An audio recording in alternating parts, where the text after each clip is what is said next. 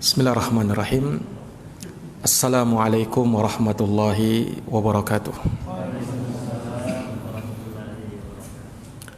Alhamdulillah. Alhamdulillahi rabbil alamin. Wabihi nasta'inu ala umurid dunya waddin. Ashhadu an la ilaha illallah wahdahu la syarika lah. Wa ashhadu anna Muhammadan abduhu wa rasuluh. Sallallahu alaihi wa ala alihi wa sahbihi wa man tabi'ahum bi ihsanin ila yaumiddin wa sallama tasliman katsira, amma ba'd. Ma'asyiral muslimin wal muslimat, hadirin wal hadirat, bapak-bapak, saudara-saudara sekalian yang dirahmati dan dimuliakan oleh Allah Subhanahu wa taala. Alhamdulillahi bi ni'matihi tatimmus shalihat. Segala puji hanya bagi Allah yang dengan nikmat-nikmatnya tertunai segala amal kebajikan. Salawat dan salam semoga tercurah limpahkan kepada junjungan kita Nabi Agung, Nabi besar Muhammad sallallahu alaihi wasallam, kepada keluarga dan para sahabat serta orang-orang yang senantiasa meniti jalannya sampai hari kiamat. Bapak-bapak, saudara-saudara sekalian yang dirahmati oleh Allah, di malam hari yang berbahagia ini kembali kita dapat melanjutkan kajian tafsir dari pembahasan tafsir Juz Amma, dan kita masih dalam pembahasan surat Asy-Syarah atau surat Al-Insyirah, dan kadang juga disebut dengan surat Alam Nasyrah. Di mana telah kita jelaskan di pertemuan sebelumnya bahwa Allah Subhanahu wa taala membuka surat ini dengan menyebutkan pujian kepada Nabi dan anugerah yang Allah Subhanahu wa taala berikan kepada beliau, di mana Allah telah lapangkan dada beliau. Kelapangan di sini bermakna hissi dan bisa juga bermakna maknawi. Bermakna hissi, yakni yang terindra, konkret, yang bisa dirasakan. Ini bisa kita tahu tatkala Nabi sallallahu alaihi wasallam dibelah dadanya oleh malaikat Jibril alaihi salam, lalu dicuci hati beliau, sehingga Allah Subhanahu wa taala menjadikan hati beliau menjadi cerah, lapang, dan Allah Subhanahu wa taala berikan karunia hidayah kepada beliau. Kemudian makna yang kedua, Allah Subhanahu wa taala lapangkan dada beliau secara maknawi, yakni Allah Subhanahu wa taala jadikan hati beliau siap menerima kebenaran, siap menerima Islam dan mendakwahkan ajaran Islam. Alam nasyrah laka sadrak, bukankah kami telah lapangkan dadamu wahai Muhammad. Ini nikmat yang pertama. Kemudian yang kedua, wa wada'na anka wizrak, dan kami telah menghilangkan beban yang ada pada dirimu. Disebutkan ulama tafsir yang dimaksud dengan beban di sini adalah dosa, di mana Allah Subhanahu wa taala telah mengampuni Nabi kita Muhammad SAW dosa-dosa beliau, baik yang dulu maupun yang akan datang, mendapatkan jaminan khusus. Tapi bersamaan itu Allah Subhanahu wa taala menyebut bahwa dosa-dosa itu telah memberatkan punggungmu wahai Muhammad, alladzi anqadha dhahrak, yang telah memberatkan punggungmu. Sebagian ulama tafsir juga menyebutkan al-anqadha dari kata al-inqad, maknanya suara yang terdengar ketika orang kelelahan. Ngos-ngos gitu Pak ya. Biasanya kedengaran suara kan. Jadi Allah Subhanahu wa taala ingin menyebutkan bahwa dosa itu bisa memberatkan seseorang, walaupun bukan secara hissi yang dirasakan, tidak. Terkadang orang yang berbuat dosa santai-santai saja dia, tapi secara maknawi, itu yang memberatkan kita. Dan orang yang beriman akan merasakan hal yang demikian, berat ketika dia melakukan perbuatan maksiat. Dan kalau dia jatuh dalam maksiat, maka dia merasakan beban yang sangat berat. Maka itu pun dirasakan oleh Nabi SAW. Padahal beliau SAW sudah mendapatkan jaminan diampuni dosanya yang telah lalu dan yang akan datang. Dan beliau adalah seorang yang maksum, yang terbebas dari dosa dan melakukan perbuatan maksiat. Tapi bersamaan dengan itu, kesalahan-kesalahan yang kecil yang sudah Allah Subhanahu wa taala ampuni, itu pun memberatkan beliau. Subhanallah, kalau kita melihat Pak, bagaimana Nabi kita Muhammad SAW ini, beliau dalam sehari istighfarnya tidak kurang dari 100 kali. Istighfarnya Nabi tidak kurang dari 100 kali. Disebutkan di dalam hadits yang sahih, kata Nabi SAW, wa inni la astaghfirullah fil yaumi mi'ata marrah. Sesungguhnya aku beristighfar kepada Allah dalam satu hari tidak kurang dari 100 kali. Ini Nabi kita. Padahal apa yang dibuat Nabi itu? Iya, bukan dosa. Menyampaikan kebenaran, risalah, pahala, ribuan kebaikan. Tapi bersamaan dengan itu, beliau SAW minta ampun kepada Allah. Iya. Bahkan ada doa yang dipanjatkan oleh Nabi SAW. Disebutkan dalam hadits Abu Hurairah radhiyallahu anhu, Nabi SAW berdoa di dalam sujudnya, Allahumma ghfirli dzambi kullihi, diqqihi wa jillihi, wa akhirihi, wa awwalihi wa akhirihi, wa alaniyatihi wa sirrihi. Ya Allah, ampunilah dosaku yang besar, yang pertama maupun yang terakhir, yang terang-terangan maupun yang tersembunyi. Ini doa Nabi SAW, beliau panjatkan dalam sujudnya. Ini para jamaah sekalian, bersamaan dengan Allah Subhanahu wa taala telah memberikan jaminan kepada beliau, tapi beliau tidak lupa dari istighfar kepada Allah Subhanahu wa taala.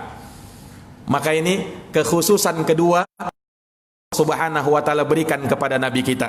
Allah telah ampuni dosa beliau, Allah telah maafkan kesalahan-kesalahan beliau. Kemudian ditambah di ayat yang keempat, Allah Subhanahu wa taala sebutkan wa rafa'na laka dzikrak, dan kami telah tinggikan penyebutan namamu. Allah Subhanahu wa taala telah tinggikan beliau. Allah Subhanahu wa taala angkat derajat beliau. Di mana? Di dunia dan di akhirat. Semenjak kapan Nabi kita Muhammad SAW diangkat derajatnya itu? Apakah semenjak beliau lahir? Atau semenjak Nabi dan Rasul? Atau sebelum itu?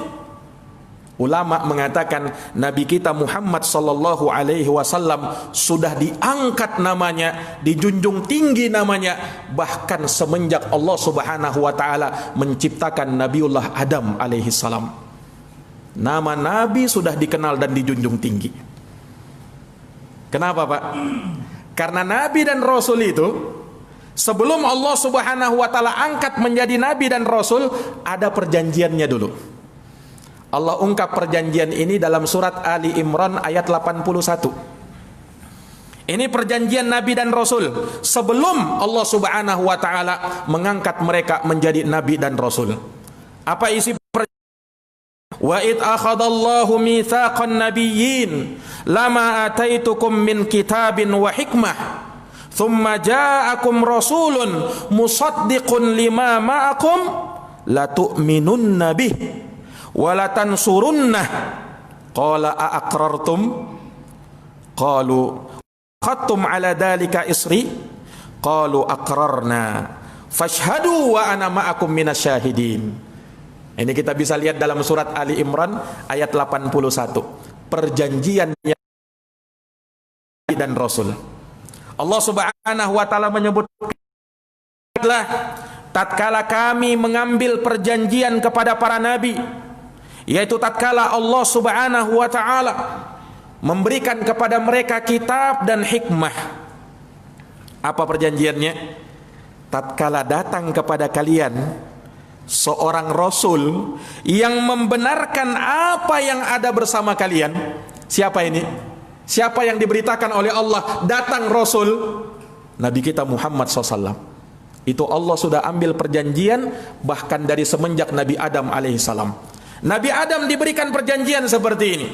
Wahai Adam, ketika datang kepadamu seorang nabi, seorang rasul, membenarkan apa yang ada padamu, benarkan dia, imani dia, tolong dia, ikuti dia.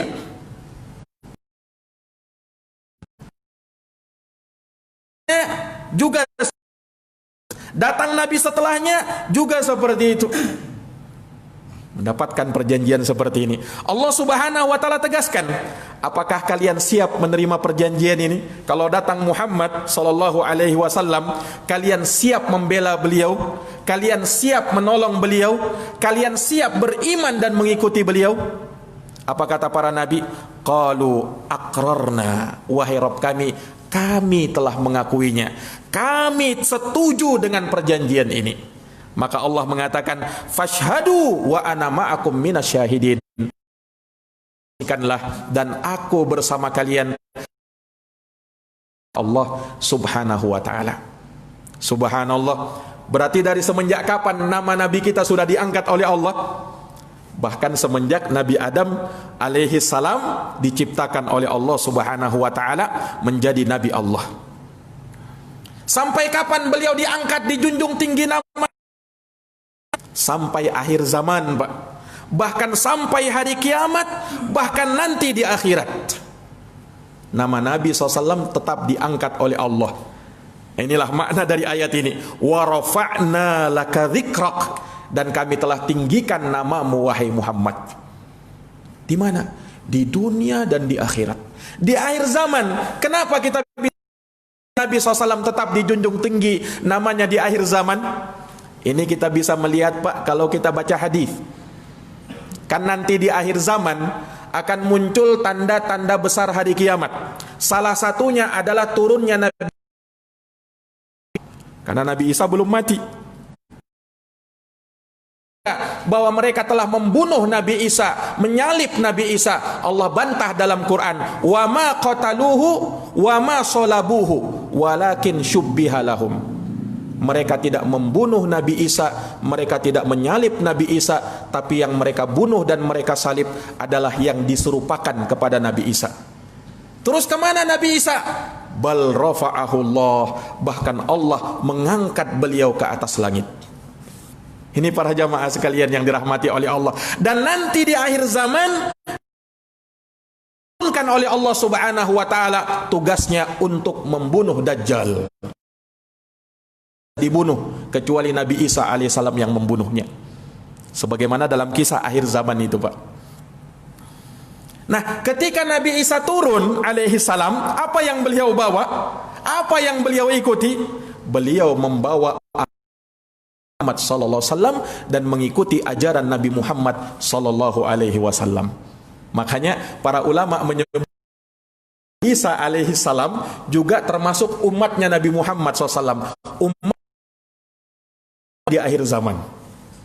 Karena beliau tidak membawa agamanya yang dulu, tapi agama Nabi kita Muhammad sallallahu alaihi wasallam, yang mana beliau sudah mengambil perjanjian sebelumnya untuk beriman kepada Nabi kita Muhammad sallallahu alaihi wasallam.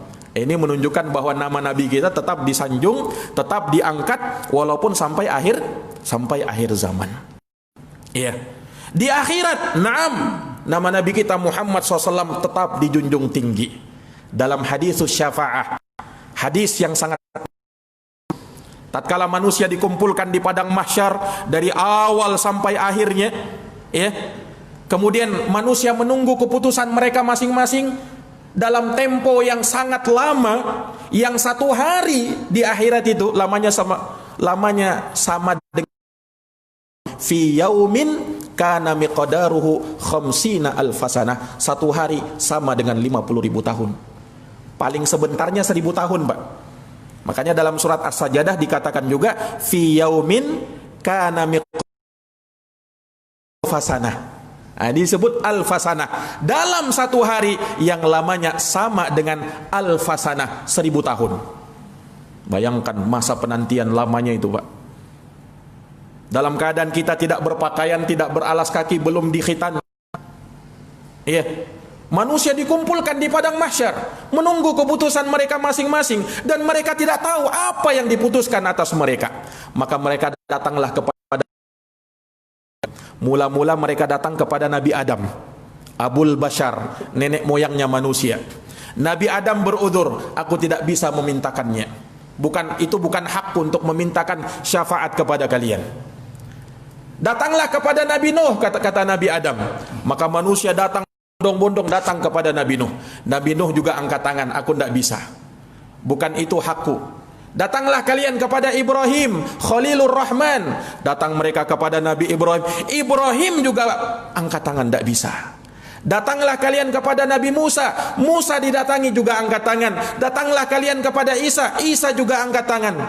Nabi Isa alaihissalam mengatakan, datanglah kalian kepada Muhammad, khatamun nabiyyin, dialah penutup para nabi. Maka datanglah manusia kepada Nabi kita Muhammad SAW.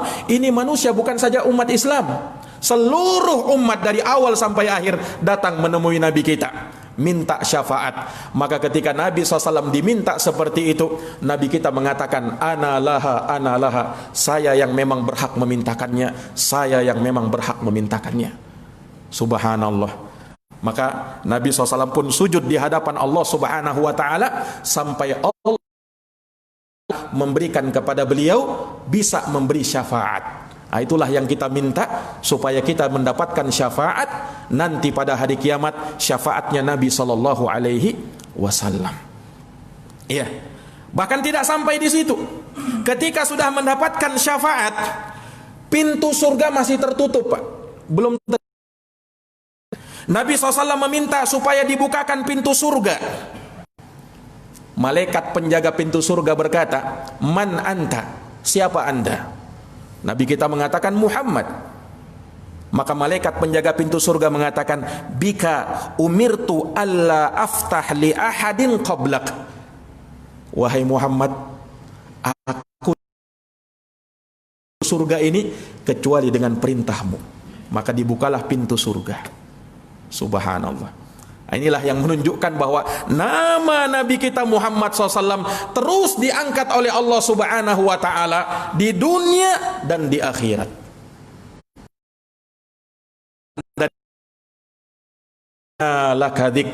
Dan kami telah tinggikan penyembah wahai Muhammad.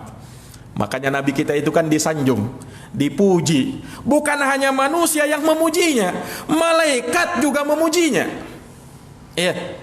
Malaikat juga memujinya. Makanya di penutup khutbah, di khutbah yang kedua, khatib mengatakan apa? Innallaha wa malaikatahu yusalluna 'alan nabi. Sesungguhnya Allah dan siapa? Malaikat bersalawat untuk Nabi. Malaikat aja bersalawat, Pak, untuk Nabi. Subhanallah. Berapa jumlahnya? Luar biasa banyaknya kan? Sampai kata Nabi, tidak ada tempat sejengkal di langit kecuali ada malaikat yang sujud di situ. Semua berdasarkan ayat itu. Maka menunjukkan betapa dijunjungnya nama Nabi kita Muhammad sallallahu alaihi wasallam, betul-betul masyhur, terkenal di dunia dan di akhirat, di bumi dan di atas langit. Kadang ada manusia yang terkenal di dunia tapi tidak terkenal di akhirat. Ada juga yang sebaliknya. Ya, ada manusia yang tidak terkenal di dunia tapi terkenal. Makanya ada ungkapan yang mengatakan, wa kam min masyhurin fil ardi majhulun fis sama. Betapa banyak orang yang terkenal di bumi tapi tidak dikenal di akhirat.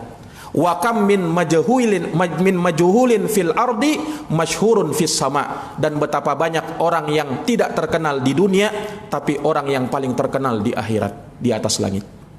Ini para jamaah.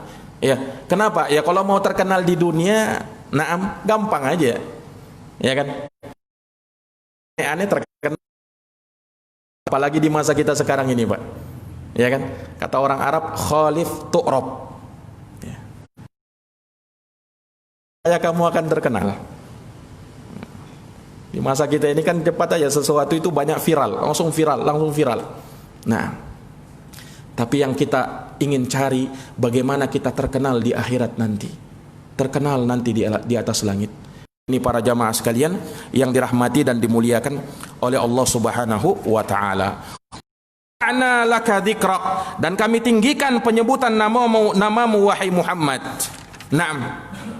Kemudian pada ayat yang berikutnya para Allah Subhanahu wa taala menyebutkan hiburan untuk Nabi SAW.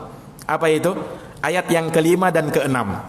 Inna ma'al usri yusra, inna ma'al usri yusra. Ya. Maka sama kesulitan ada kemudahan. Sesungguhnya ini fa inna ma'al usri yusra, inna ma'al usri yusra. Artinya juga sama. Sesungguhnya bersama kesulitan ada kemudahan, sesungguhnya bersama kesulitan ada kemudahan. Kenapa diulang di dalam ayat ini? Nah, ini para jamaah sekalian, ulama mengatakan diulang mimbabit ta'kid, untuk menegaskan, menekankan. Ketahuilah, sesungguhnya bersama kesulitan tidak akan sulit terus, akan datang kemudahan. Makanya Allah tekankan, dan sebelum itu Allah kuatkan dengan inna. Dalam bahasa Arab, inna juga memberikan faedah penekanan. Dalam bahasa Arab artinya sesungguhnya. Fa inna, sesungguhnya, ma'al usri yusra.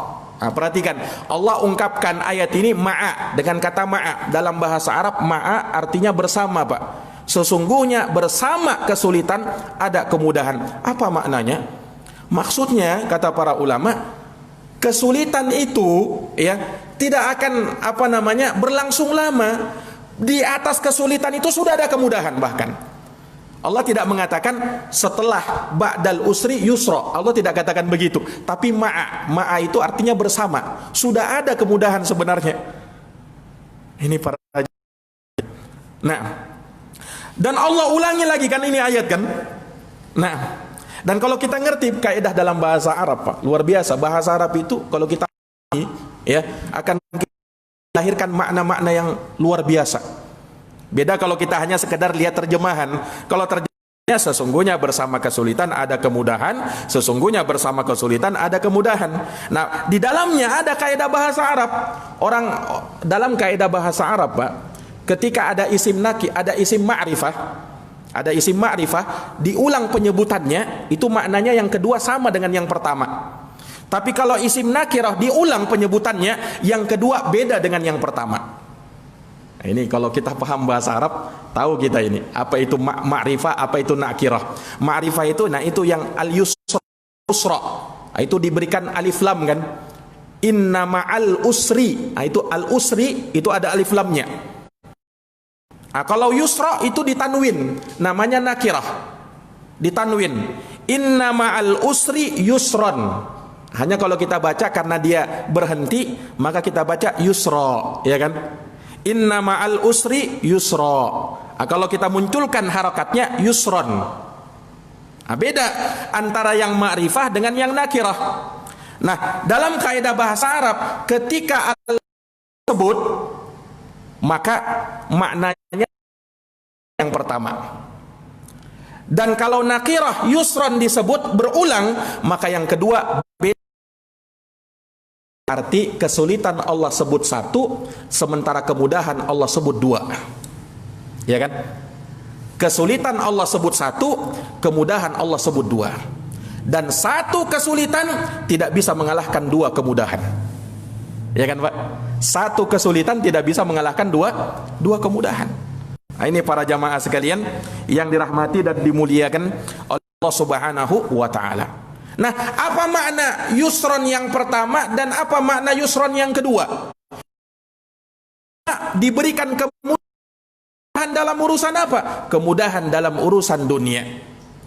Inna ma'al usri yusra, sesungguhnya bersama kesulitan akan ada kemudahan dalam urusanmu di dunia. Itu yang pertama. Wa inna ma'al usri yusra, di ayat yang ke-6 diulang lagi kan, sesungguhnya bersama kesulitan ada kemudahan. Kemudahan yang dimaksud dalam ayat ini kemudahan dalam urusan akhirat. Makanya diulang. Ini para jamaah sekalian yang dirahmati dan dimuliakan oleh Allah.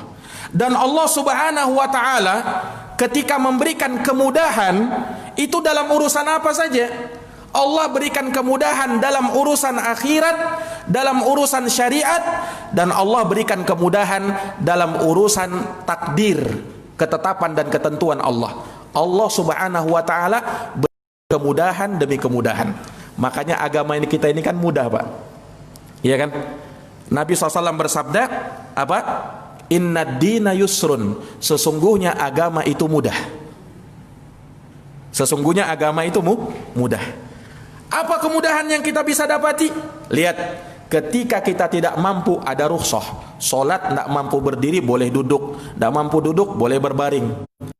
Tidak mampu karena sakit atau ketika safar boleh buka, ganti nanti. Juga demikian ada rukhsah, kemudahan-kemudahan. Inilah makna kemudahan di sini. Iya. Yang kedua, kemudahan dalam ketetapan Allah. Ini yang kita pahami. Setelah ada kesulitan, pasti ada kemudahan. Karena takdir Allah itu kan Pak, secara global ada dua. Ada takdir yang sifatnya tidak mengenakkan, kemiskinan, sakit, kematian. Ini kan tidak mengenakkan. Ada takdir Allah yang mengenakkan, berkecukupan, sehat.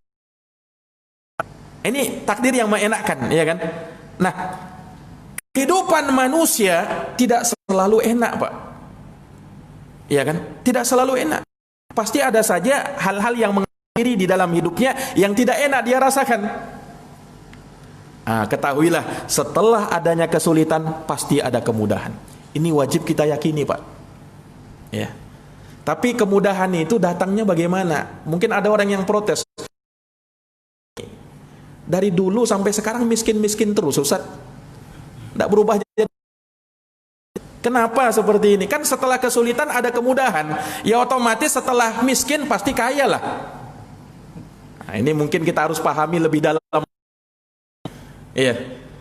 Ulama mengatakan kemudahan yang Allah berikan itu bukan hanya yang sifatnya konkret, tapi ada yang sifatnya abstrak. Nah, kalau konkret, setelah kesulitan diberi kaya oleh Allah Subhanahu wa taala. Dan itu ada, ya kan? Ada orang miskin dijadikan kaya. Ada yang dulunya sakit tidak kunjung sembuh, itu yang konkret, terlihat nyata. Ada yang sifatnya abstrak, yang kalau dilihat dengan kasat mata ya begitu-begitu aja. Tapi apa? Allah berikan pemberian. Ya, apa itu, Pak?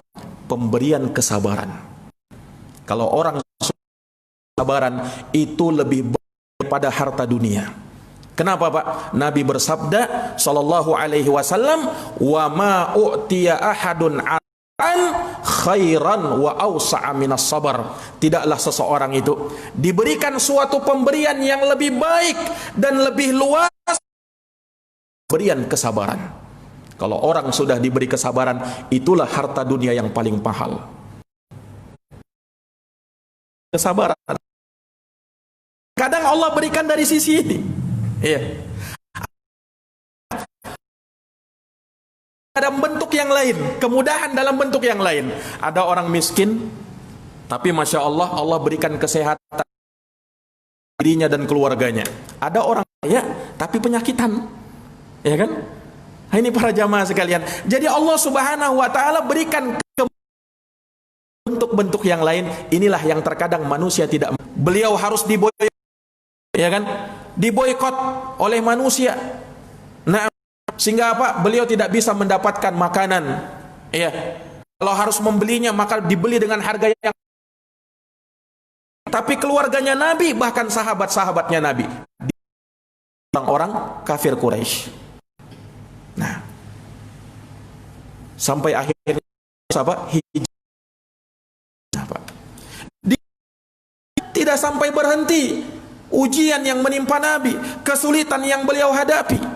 Beliau harus berhadapan dengan orang-orang munafikin. Di Mekah tidak ada orang munafikin, Pak. Kenapa? Kan orang munafik itu kan yang menyembunyikan kekafirannya, menampakkan Mekah ketika itu. Orang-orang kafir Quraisy, ya mereka tidak bisa berbuat apa-apa. Naam, bahkan orang berbondong-bondong masuk. Itulah yang dalam surat An-Nasr, jaa nasrullahi wal fath. Apabila telah datang pertolongan Allah dan kemenangan, fathu Makkah. Wa ra'aitan nas, dan kau melihat manusia sayadkhuluna fi dinillahi afwaja. Mereka masuk ke dalam. Ini perintah untuk istiqomah, Pak. Iya. Dalam kita beramal, jangan berhenti di situ saja. Terus menerus lakukan. Iya. Terus menerus lakukan. Nah, Allah Subhanahu wa taala menyebutkan ini ayat. Kalau kamu telah selesai dalam fansab, lakukan lagi urusan yang lain.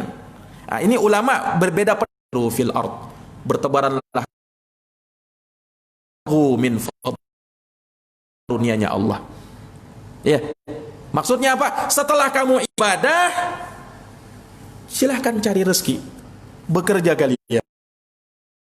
Ini para jamaah yang dirahmati oleh Allah. Ini makna ayat ini. Ya, sebagian ulama juga menyebutkan, kalau selesai dalam urusan duniamu, kerjakan lagi walaupun tidak mengenyampingkan ibadahnya meninggal. Nah, ini yang tercela. Ya, bekerja tiada waktu azan berkumandang tetap terus bekerja. Ini tidak benar yang seperti ini. Nah, silahkan kamu sibuk dalam pekerjaanmu, tapi jangan sampai kau lalaikan. Kalau sholat sudah ditegakkan, tinggalkan yang namanya urusan dunia. Kenapa? Kita ini kan orang yang beriman. Ada yang kita harapkan lagi. Iya. Berapa tahun juga kita nikmati.